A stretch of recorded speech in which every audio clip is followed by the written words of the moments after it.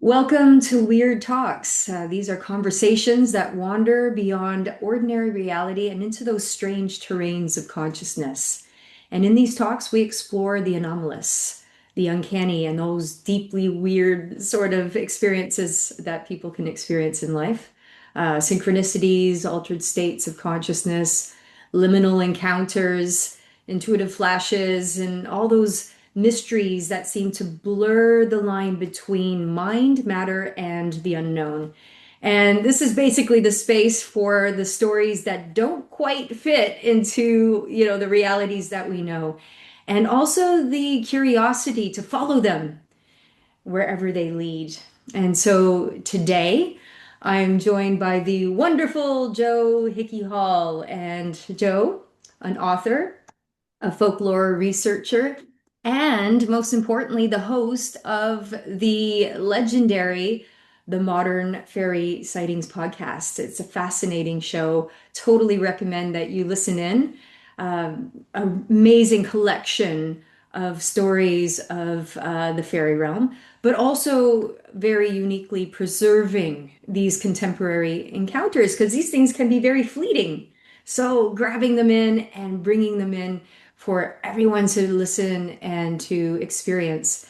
Also, Jo has completed her history master's under the renowned historian Professor Ronald Hutton at the University of Bristol and also has contributed to the book Magical Folk, British and Irish Fairies from 500 AD to the present.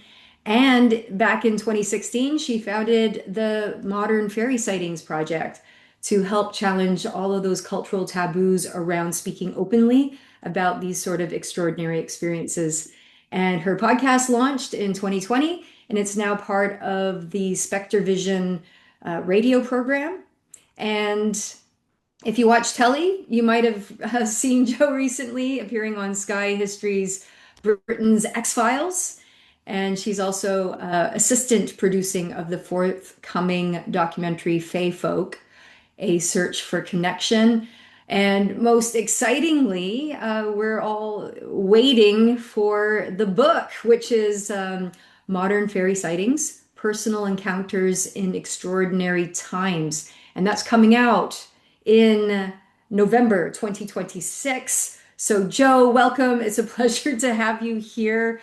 Welcome to Weird Talks. Let's get weird. Thank you so much for the invitation. Yeah, God, hearing all that all sounds a bit like that's someone else's life. It's absolutely bonkers, the kinds of things that have been happening over the last sort of 10 years of my life. So, yeah, quite amazing. Thanks very Well, you much. are amazing, and it's great. I think it's really amazing and wonderful and so important that you're documenting these experiences.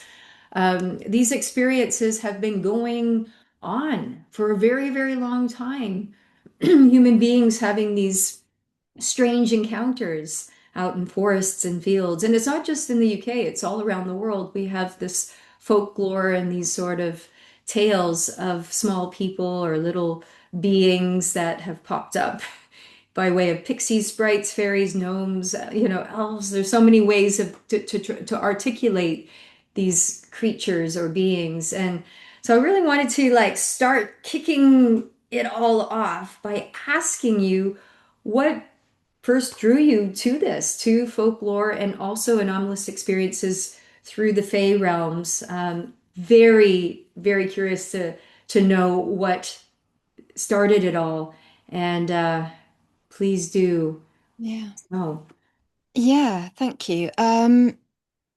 It's almost like for me, that's two different questions. And I know the area that that you have your expertise in particular is the sort of lucid dreaming. And I guess you could start by, looking back at, I did have anomalous experiences as a child, as a really young child, sort of 3, 4 years old, of what I can remember. And I had experiences very, very vivid of going out the window, going out the bedroom window towards a light, and and feeling what it was like to be at the tops of trees, the breeze at the tops of the trees, that very sense of that. And there were a few more interesting experiences in that particular house, that first house we lived in, because we left there when I was 4 going on 5, something around that. So I kind of know, I can kind of date those experiences. Um, and but I was never into fairies, if you think about sort of dressing up as fairies or anything like that. I was never into that kind of twee sort of idea of fairies at all. I didn't really think much about fairies other than my dad is, our family's Irish. My dad's from Cork, and he was born in the mid 30s in Cork, Mayfield. And my mother's family were from Northern Ireland, but it was really my kind of dad's culture that we all grew up with. And he used to tell me stories about being out in the kind of rural Ireland and playing with a hoop and stick, which is, what they were getting up to at the time, and these were kind of bedtime stories where the situation would be that this child would be wandering out with all their friends. They would get lost. They would happen upon a darker piece of grass, and they would sit in that circle, and they would hear the warnings of their friends and family, beware, beware the fairy realm and all this kind of thing, and the fairy forts. But they would kind of have stumbled across this fairy fort, and they would feel inclined actually and kind of compelled to sit within this ring despite the warnings.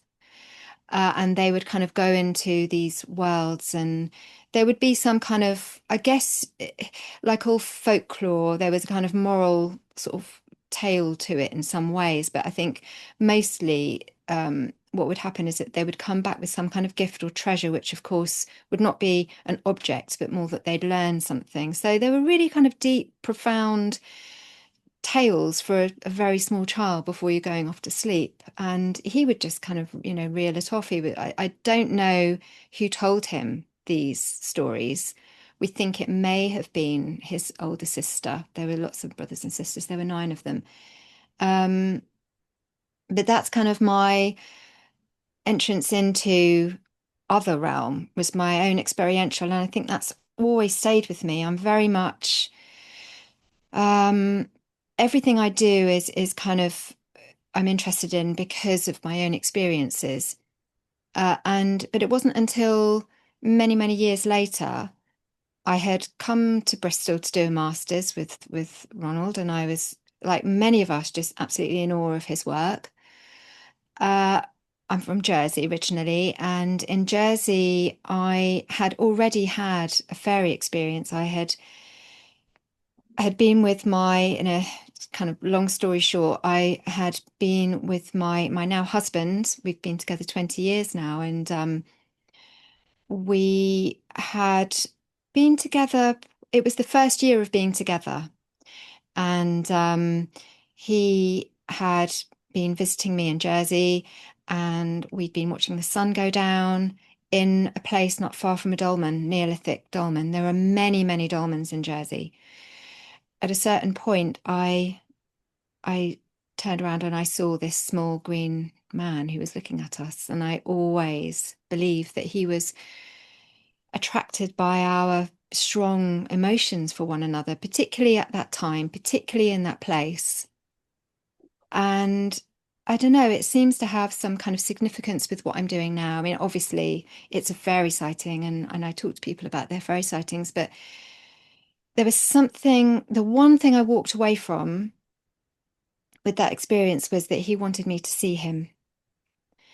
That was the only kind of thing that was very sure to me about that experience. And I had, after that, I'd sought out, from people who knew more about these things, because I was really kind of getting over the fact of what had happened. I'd been interested in, I'd been very, very much involved with the kind of new age sort of in Jersey. They used to have this. I found this group of people who had a woman come over and teach about, dreams and crystals and past life regression. She did past life regression and healing and using flower remedies and things like that. And one day she had spoken about seeing fairies in the garden. And to me, that was just ridiculous. This was about 1990. It would have been, yeah, late 90s. And despite all of my own experiences, despite everything we'd been taught, to hear about the idea of actual fairies was just beyond me at that point. And so when I had my own experience, I guess that was about 10 years late, just over 10 years later, when I actually had. So now I knew. And I think that is the case for many people that I speak to. You could be somebody that would never ever think that you would see. You wouldn't even, spend your time thinking about fairies. And yet you have this experience, which is kind of like a before and after. You see the world very differently afterwards. And so I had sought people in Jersey who I thought could tell me about this. I found a very wise man, um, and he was great. And a lot of people were kind of fearful of him because he was a powerful witch. And but I really, enjoyed his company, and we began a group together. And so we were working with the land, and we gathered another few people around us, and as a working group together, it was really powerful. And I recognize now how unusual that is to have such a tight working group, and the kind of things that you can experience together if you get that right. And so we were working with the land when I went to do my master's with Ronald, and I went with the idea of looking into how we use how we use landscapes in ritual and what our ancestors were doing, and way back. And but Ronald actually was the one that put me on to looking at medieval Irish fairies, the Sidhe. So it was because it was Ronald that put me on this path, in a sense. There's been all of these kind of points at which I've been placed upon this path without my own intention. It's very interesting. I know that we all experience this. So yeah, so I doing the masters, I met with Mark Norman, who was a fellow folklorist, and he asked me to write the chapter of magical folk with him. It was about Devon, but the key thing here was that although it was an academic take and looking at the folklore, we were actually also speaking to people about their actual lived experiences. So it's a great book actually, and I think. I mean, it came out in all the national papers at the time. It was interesting. They ran pieces on it, sort of juicier aspects of the experiences that appear in that book. Um, and I really recommend that book because it goes through, as you say, it's Britain and Ireland, and so it has the folklore, but it also has these lived experiences too. And when I got back from researching for the chapter, I set up a Facebook group called Modern Fairy Sightings. And I just wanted to provide a space for people to talk about their experiences. Because for me, when it happened to me, it took me a long time to talk about it. I had to, as I say, I didn't even tell my future husband about it. I didn't even tell my partner about it because I didn't think he'd understand. And I didn't even kind of really. I just couldn't kind of fathom it myself. It takes a long time to sort of adjust to that, from the living your life and having one view, although very open-minded view of the world, to actually having an experience which not only you can't understand, but society are just not prepared to look at. Ghost experiences, even UFO experiences, things like this are much more acceptable, but fairies are still ridiculed. There's still hangovers of the kind of demonization of fairies. So, it's I know how difficult it is for people to talk about it. So setting up the project was about creating a space for people like myself. Well, first of all, for us to exchange stories with each other and how liberating that is to be able to talk to someone about what that's like instead of getting stuck in the cycle of, oh, but can it be true? Is it true? Are fairies real? Look, we're past that. We've experienced this, we've experienced something, and we just want to exchange these stories. So that's kind of what it's based upon. Yeah, so very Beautiful. long answer.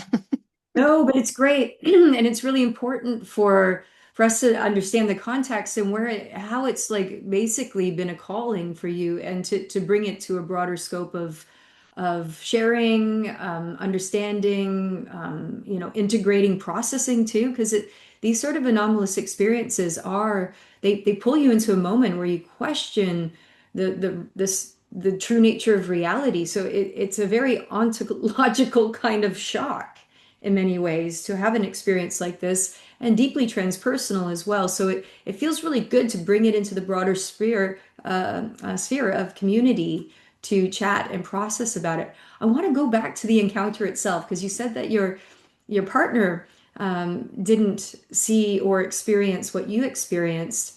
And I wanted to just get into like that kind of moment in the exchange of seeing the little green man, of like the quality of the emotional tone, the energy, the visuals of how big was he? What do you mean by green? And was there a sense of communication between the two of you to a certain degree? And just the details. I think the details are just so important because we have so much in the cultural kind of pop cultural sphere of what fae or fairies or gnomes or elves are, and it's all like cartoony and it's all connected to Disney or connected to all of these sort of cliches. So I would love to hear your personal first-hand encounter of what that exchange and was like.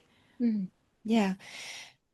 Well, the thing is that Peter actually did experience this being, but not in the way that I had. So, to start at the beginning, so as I say, we'd gone to watch the sun go down, and we'd brought a picnic with us. And I really wish that I knew the date that that happened. I've always been really bad at writing down my encounters with things and experiences, and I am better now, obviously, but I can't pinpoint. Although I know it was in the warmer months. Um, it was in a sort of natural, like a beauty spot, and we had cuddled up closer, and we were very much in love. At that point where you really know that you're in love, really, really, and that kind of, it's like the energy of now of Beltane, everything bursting forth and coming to the fore, and that richness of, the sap rising. It's very much that. And when when you have a sense that someone's looking at you, when you get that sense. And I had turned, so Peter was looking forward, and I had looked, I don't know, upwards on the slope we were on. And he wasn't too far away. He was within, I'm going to say 6 to 10 meters, something like that. Not 10 meters feels too far. I'm looking out into the garden here, and I feel like 10 meters would be too far. Something around 6, 7 meters, something like that. And he was either in front of or behind a fallen log, a fallen tree. The dolmen was a 5 minute walk away. Um, and I've never given the location of where this happened. I could tell you more about that, but I want to protect the location because you're just not sure what people are going to do with that information, quite frankly. Um, and but what was really key was that we had the eye contact. So immediately it was almost like he was as surprised to see me as I was him. And he was looking at me. He was looking right into my eyes, and I was looking right into his eyes. And he was about 3.5 foot tall, somewhere around 3 foot, something like that. And the greenness, it was like he was exuding greenness. And it's really hard to put that into words because I can't explain that. He was wearing green. And I've often wondered, so with his skin was like a dark, it was like a leathery, it was like leather, and it was wrinkle upon wrinkle. There was no part of his skin that was clear. It was just ancient. The only other time I'd seen a face like that was in my early 20s. I did an exercise where you get a mirror and a candle.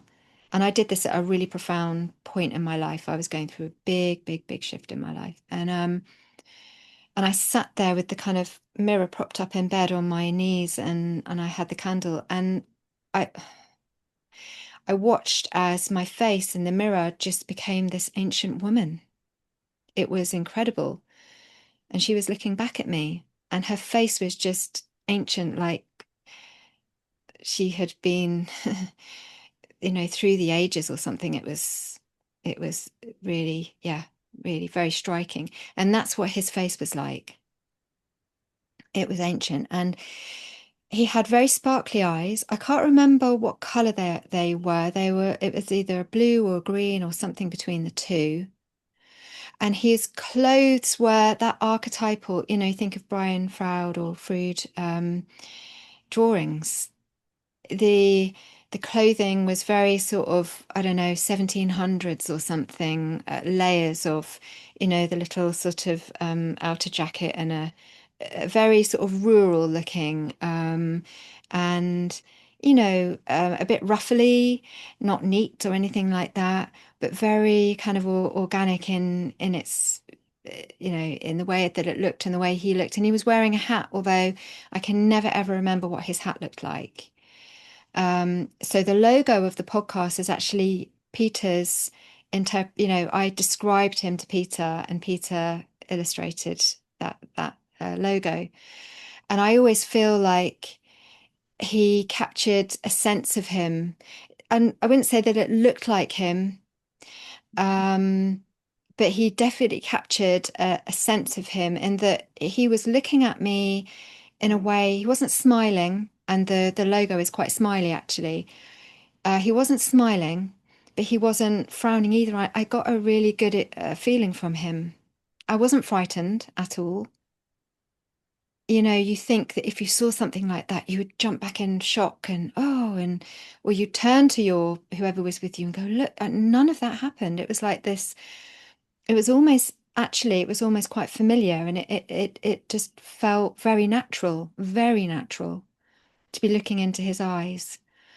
And but there was this sense of us regarding each other like, oh, and he was as just as much as oh as me.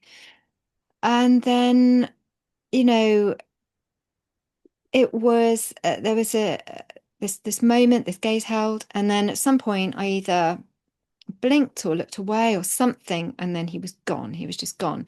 But while he was there, he wasn't a kind of fuzzy edged or translucent. He was there, like he was a real being, and he was just right there. It was clear as day. Yeah, just something that I never would have expected to happen. And then afterwards, because we stayed there until it got dark, and this is a place where there's no street lights or anything like that. So we we went to move towards the car, and which was about a sort of 10-15 minute walk away. And as we walked in the long grass beside us, so yeah, we're walking up, and the long grass to our left, there were these footsteps.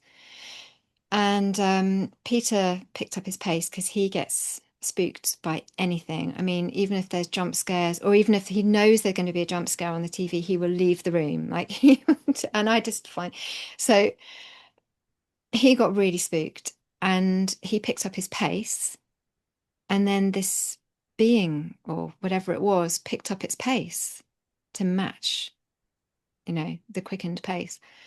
And then he started running and it started running and I'm running behind. So he's left me like, thanks for that, because he's just kind of, he had no idea what it was and he's running. Um, and but I knew what it was and I wasn't frightened and I was laughing because it very much, I knew straight away what was going on.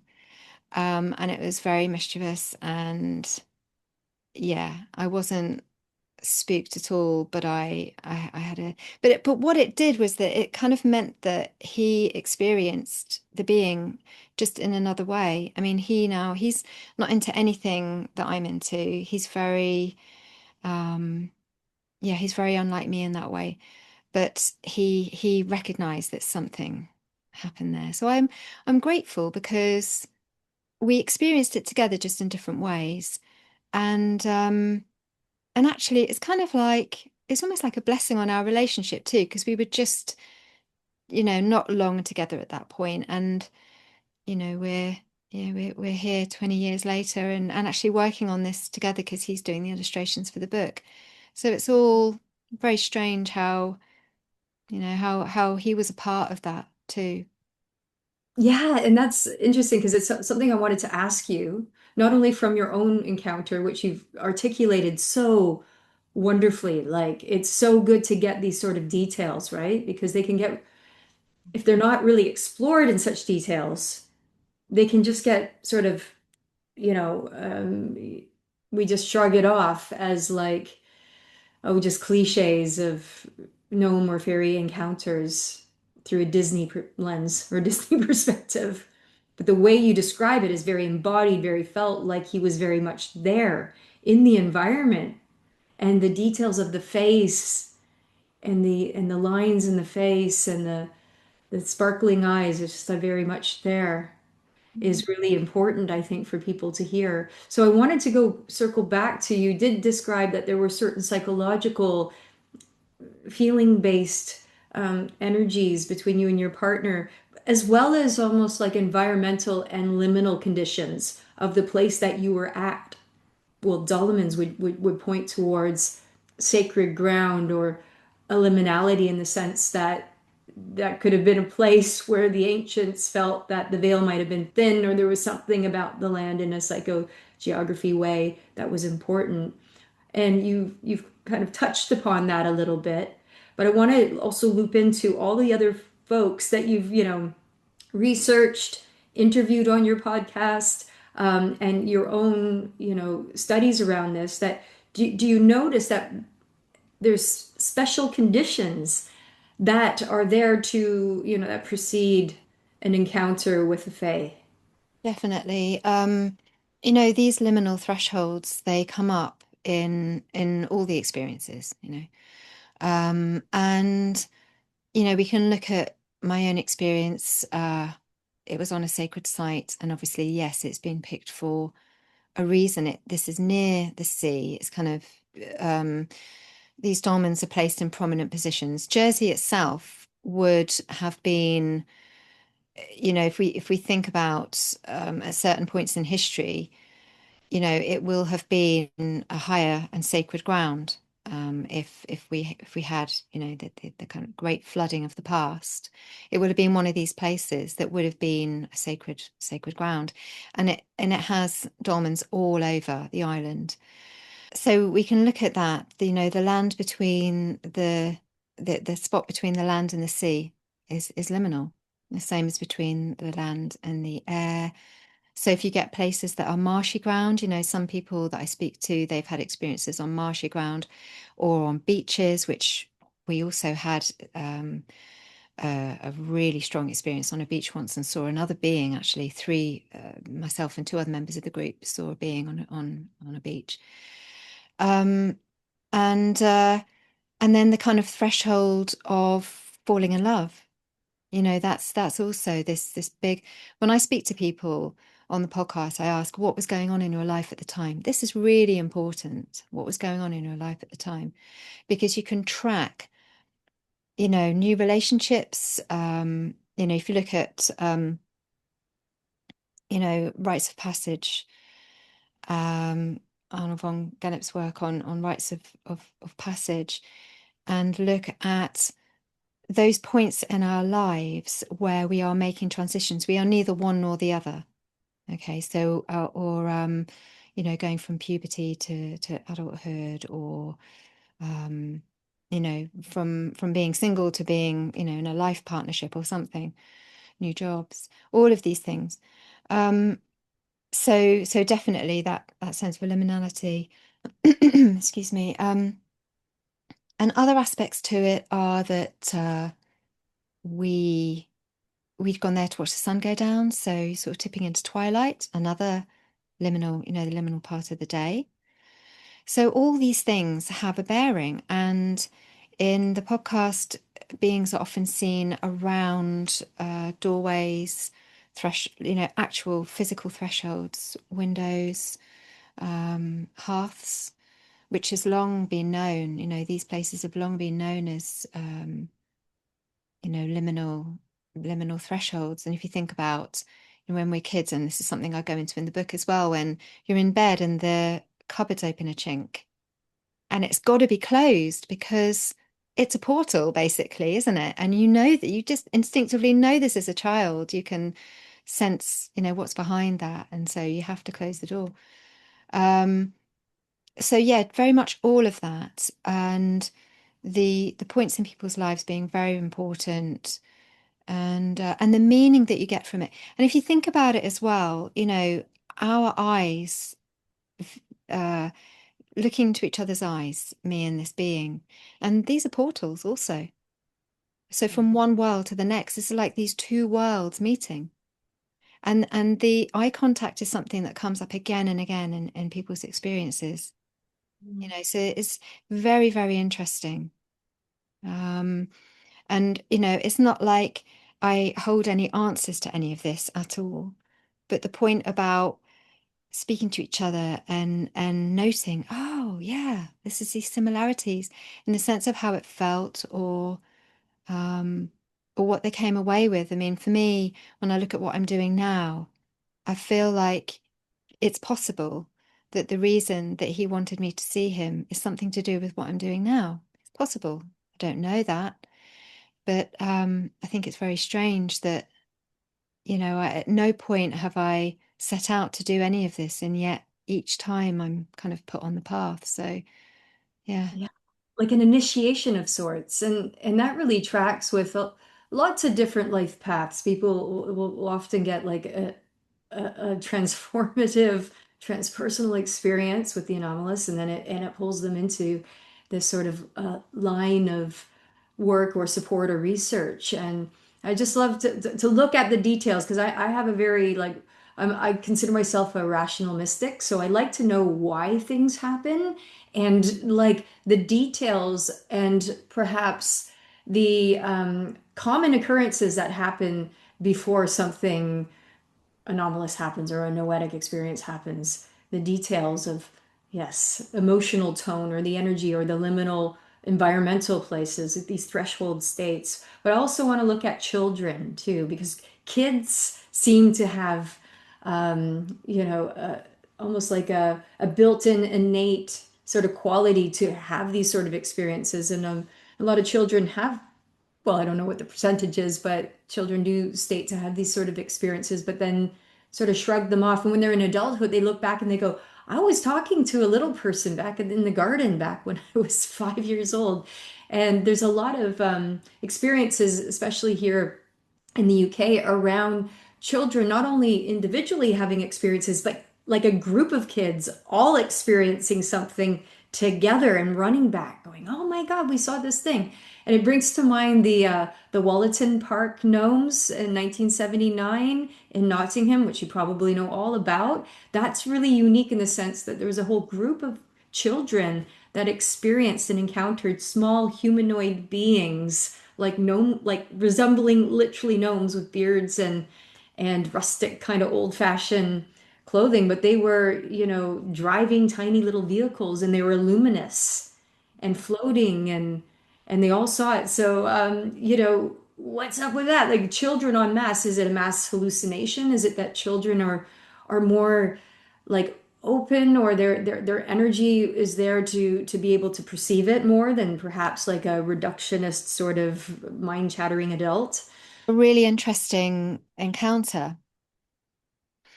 We did head to Wollaton. I went there with my colleagues Kate Ray and Neil Rushton, and we actually kind of scoped out where we thought it might have happened because there are a number of reports. What was interesting about that, and absolutely, brilliant, was that the head teacher brought them all in singularly when he heard about what had happened, and he interviewed them all.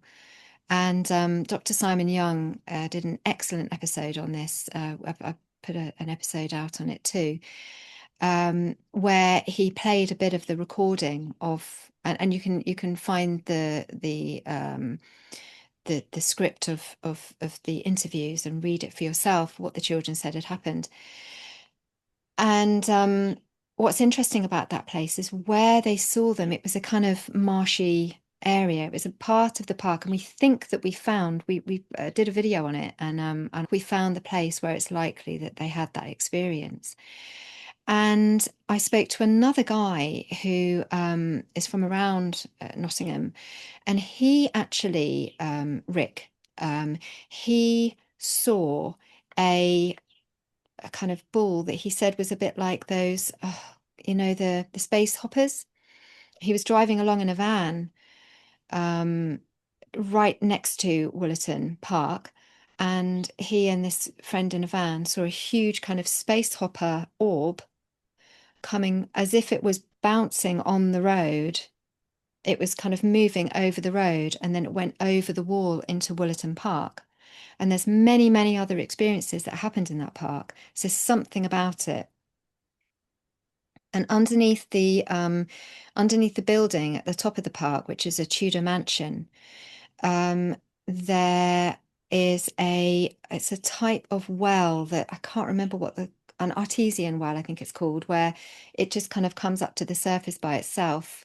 And I did have an experience down there. So again, we've got the kind of liminality of the land itself, the spot where it happened, where the beings of whichever realm, they hail from, meet our realm. Those two realms meet in the kind of watery earth. Um, and they were up in the trees, as you say, too, these lights in the trees. And the time of night that it happened, it had gone into, nighttime. It was just kind of going into nighttime from the day to the night. These children were near their school because the school was nearby, and probably shouldn't have been out at that time of night. It was a strange time of night for them to be out. So there's that aspect, but it's a really strong experience. I mean, with children, very definitely. The people that I speak to on the podcast, we have all, you know, most of the people I speak to have had experiences as kids as well.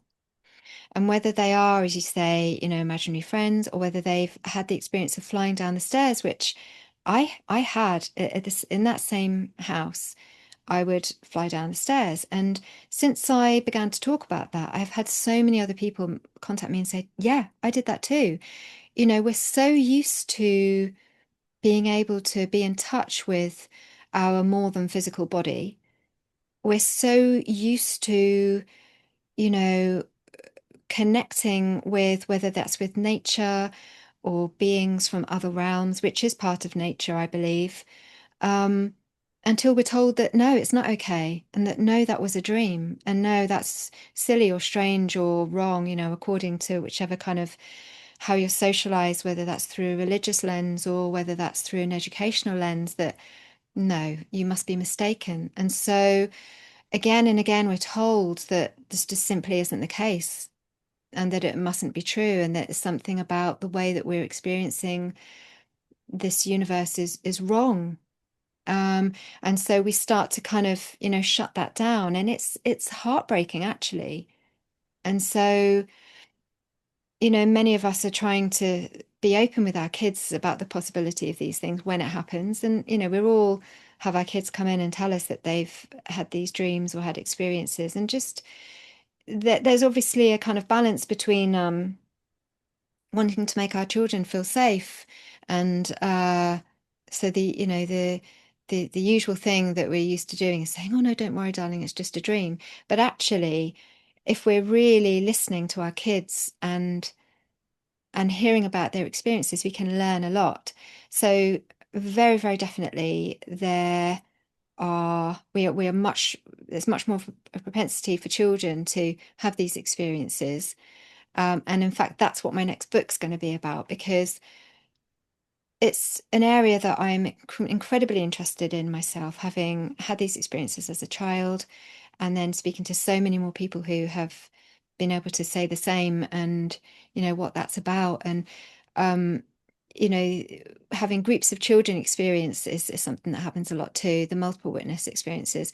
One woman that I spoke to, her episode was oh goodness me, I think it was um, oh yeah, the arrival of the fairy host. That episode is called. And as a kid, she had experienced fairies in the garden that she just spoke to, that grew around, that they were hanging around the pinks flowers in her garden. And she had then experienced uh, a troop of fairies come into her bedroom, come onto the bed, and it was almost quite a it wasn't a floaty fairy kind of sort of Disneyfied fairy experience. This was quite frightening for her, and it happened again and again. And whilst we were talking about that, she also told me, well, as kids, where we grew up, it was the estate that they lived on was on an Anglo-Saxon burial site. This where some battle had taken place in the past, and it gives an energy to these places. And the kids at one point had all seen a UFO fly over the house. They'd all seen it together, and they'd all run in to their parents and told them. And she said at the time, her mum was sort of saying, "Oh, that's nice, darling." Her mum was quite open to these things and would ask her about her dreams, and was, sort of one of those mums. But yeah, so children do, and how many kids run in and then just get told, "Oh, don't be silly, fairies don't exist," and then you know, it's just Absolutely. heartbreaking.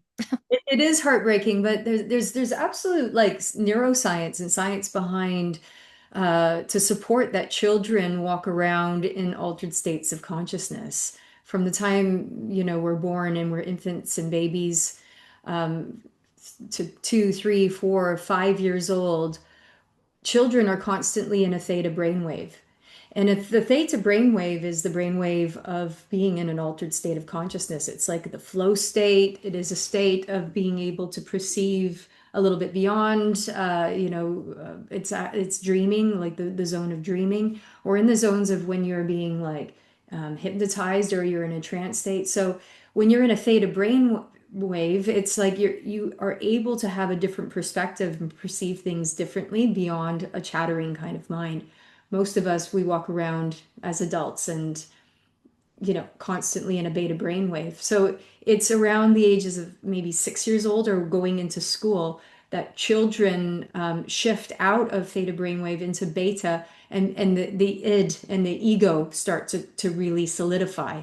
And then, these sort of like altered states sort of cease to kind of exist or happen for them. It's why you see children walking around talking to themselves, talking to flowers, singing, lost in these sort of realms that seem imaginal. And people say, wow, children say the darndest things. They talk about a past life. They said that they saw their dead grandmother. We literally that's happening. But we have this ability to be in altered states and to perceive. So perhaps that's the key.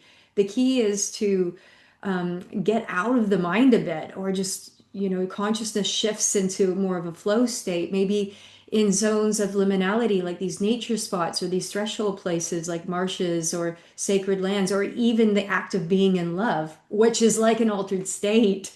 Literally, I was talking to my partner about this morning. We've been together over 30 years. When we first met, we were always tingling, like we felt like we were electrified when we were together, like we were literally in altered states. So there's some kind of key, I think, that our consciousness moving into like an altered state helps to lift the veil between worlds for us to perceive and see things.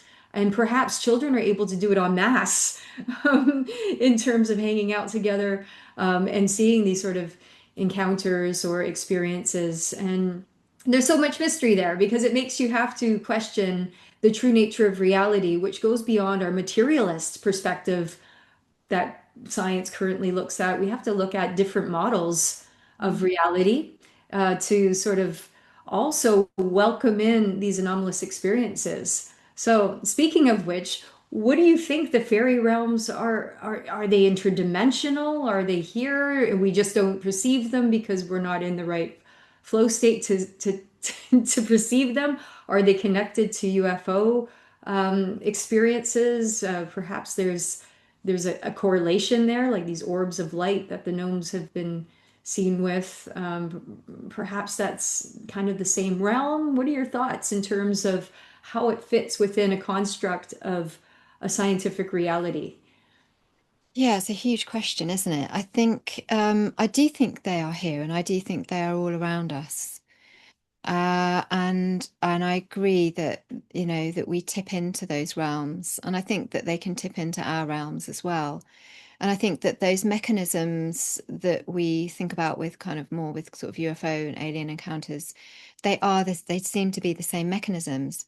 I don't really personally go with the kind of the idea that fairies are a kind of sorry, that UFOs and aliens are a sort of updated version of a more kind of archaic idea of fairy. Um, I mean, the word itself, fairy, means to to enchant, but also the place of enchantment. Mm. So I think that there's something about a state of enchantment whereby we can, you know, meet these worlds in a sense way that could be, I mean, we can have just as strong experiences with a tree. Like if we're with a tree or a flower and I do a lot of meditations for my group on this where, and it's something that I've done for a long time too, where we can kind of sink back into the roots and down.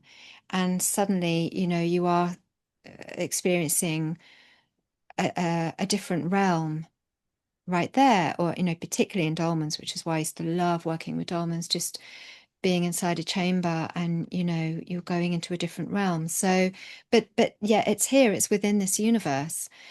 um I also think it's possible that there are beings that are outside of this realm. Did have an experience one time where they felt very different. I don't think that, yeah, it just felt, they kind of felt fairy, but they felt very different to other experiences I'd had before.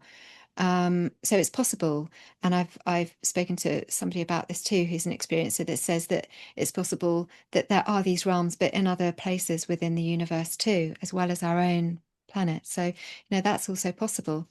I do think it's interesting if we look back at the medieval Irish tales that, the Sidhe, they lived side by side, humans and the Sidhe, um, these beings, these tall, luminescent beings, lived side by side, and we hopped out of each other's worlds. Well, we kind of were in each other's worlds, whether that was, falling in love with one another, or tricking one another, or fighting one another. These fantastical tales. So I think that gives us a bit of a clue. And so, I don't know is the answer. Uh, but I think that just by kind of talking about the experiences, we somehow start to sort of build a little bit more of a picture of what these interactions tell us about ourselves and about these beings. And the fact that when we experience them, we shift in some way. And so I feel like there is this initiation aspect to these encounters. I think that seems key to why, to me anyway, why they these worlds are kind of coming up in our consciousness right now at this point in the world, because we are going through a big shift. We are moving from, I believe, one kind of state of being to another, and I think that that is maybe why they are rising here too. There's the idea that there's the kind of initiation, and that um, a lot of people that had these experience with them are doing things like me now, and opening the ideas of these worlds to the wider sphere. But also that maybe we are changing resonance in ourselves as human beings, and that, you know, they are part of that. And if we look back to, the sort of romantics, at that point in time, you had the shift into the industrial age, or, the age of enlightenment. And again, before that, if we look at the Age of Enlightenment as well, we're looking at points in history where we were moving away from these other ways of being, and probably walking around in these varying states, as you just described, as human beings, into more kind of locking into a more logical way of seeing the world. And so, with that, we shifted from just accepting that these beings are just part of what it is to be a human being, and the experience of that. So, each time we've crossed these thresholds, fairies have come to the fore, in our art, in our music, in our poetry. So there's this kind of, this shift, creating their. I guess it's almost like they herald these thresholds in some way, but it's deeper than that, and I can't quite put my finger on it. And also that's the point, because there's a vagueness to their being, and I think it's quite right that we can't pin that down. And so we're never going to be able to pinpoint it like, the Victorians did, being able to go out into nature, catching something, categorizing it and saying, here it is, and this is the scientific makeup, this is what it looks like, and tell you all about it. We can't do that. And so with this, it's more like, what does it take for us to kind of open to it? We have to kind of open ourselves a bit. We have to be um, we have to come away from our ego for a start, or recognize that, how much we are running our lives through our ego, and how much the world itself has been running on that, since, I guess, you know, these periods in history where we shifted, and what we've lost in that, what we've gained in that too, but also what we've lost. And if we're going to come back into any kind of semblance of balance within ourselves as human beings, and equally as spiritual beings, then maybe the fairies have a lot to show us in that. And I'm not saying it's all kind of light and fluffy and wonderful and dreamlike, because people have some really terrifying experiences, children and adults alike. And it's not easy. And then neither is nature. We nature is as it is. So we can't kind of, we can't kind of quite pin fairies down, but we have to prepare ourselves to kind of soften in some way about the way that we view reality, and the way that we view life as human beings. There's a lot to learn if we kind of lean into these worlds, I feel, about that. Yeah, beautifully put. Thank you for that, because yeah, it's really important to see that um, they seem to pop up on these thresholds, big changes in civilization, the Industrial Revolution, moving now into the tech age. Yeah. And it feels as though, perhaps the ancients had a more animistic connection to the natural world. Therefore, it was probably the lines were blurred a little bit more, and there was more experiences. Because if you think about it, since the Industrial Revolution, we've literally been ripped out of the bosom of the countryside and the forests and the rivers and lakes. And like half of us not even half of us, all of us don't even know what certain plants are or mean or what's poisonous, what's helpful. And we had these symbiotic relationships before. We're really not in it anymore. So it's interesting to see these kind of the patterns, but also to listen to the lore because I think if stories are repeated enough, not only here in the UK, but around the world about these sort of encounters, I think it's like it's almost like synchronicities. Like maybe we should look into that. It's kind of like if you have symptoms, you constantly get a disruptive stomach or belly, and it's coming along at certain patterns and certain times, and other people are. Wouldn't you want to go get down to the bottom of it? It's like, why does our bellies get weird and we feel ill around these sort of, you'd want to research it, wouldn't you, to find out what was the cause? So I see kind of folklore through the same lens. It's like enough of these stories are out there. Let's stay curious, like your podcast says. Stay curious, stay exploring. And life is in the universe is far more weirder and stranger and more wonderful than we can ever possibly imagine. Yeah.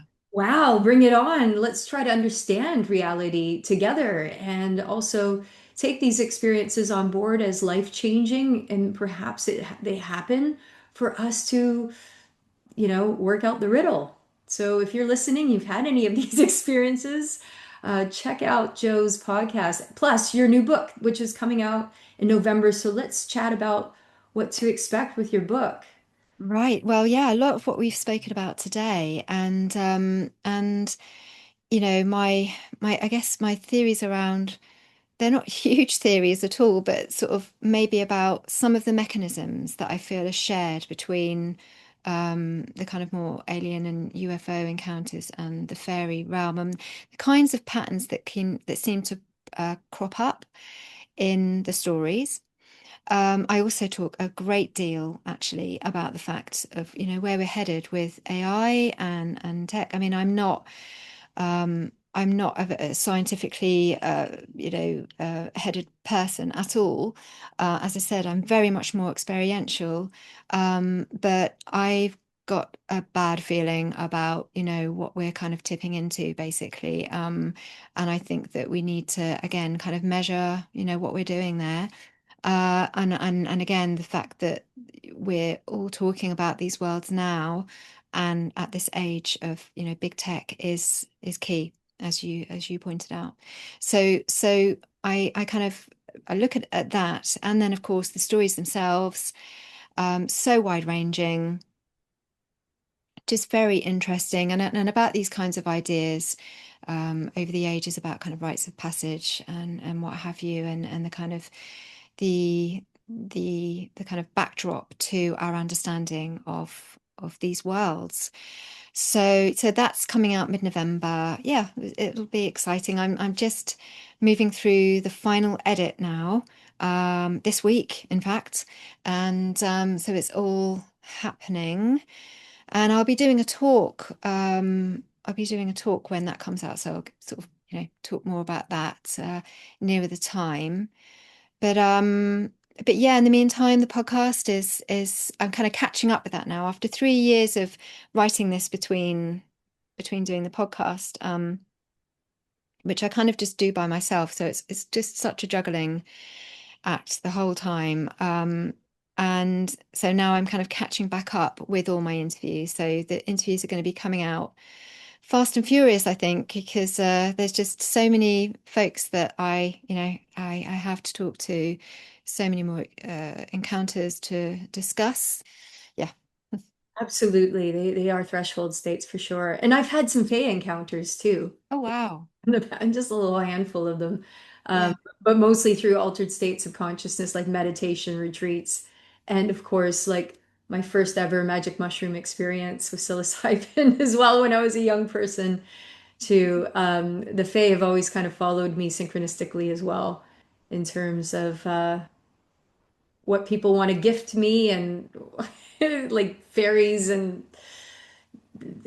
all types of Fae things following me my whole life in varying degrees. Yeah, it'd be wonderful to chat more, Joe. Hey, it was so great to catch up with you. Thank you so much for being here and for bringing this to the wider audience and anyone listening in. Look out for the book out in November 2026. Can folks pick that up in the United States as well? Yeah, yeah, they will. And I'll sort of keep people posted if there's any of those discounted pre-order things. There was one for the US about a month ago, and then there was just one for the UK last week. So I'm sure they'll come up again. So yeah, I'll keep people posted and Great. it And is. I'll put your details too underneath all of this, everyone. The link to the podcast too. Binge listen to all the episodes. They are fascinating. And they really bring in a wonderment as to like, wow, what more there is to the nature of reality than we know. And what a weird and wonderful universe we live in. And so thank you so much. Thank you, Joe. I look forward to chatting again soon. Thanks so much. It was great.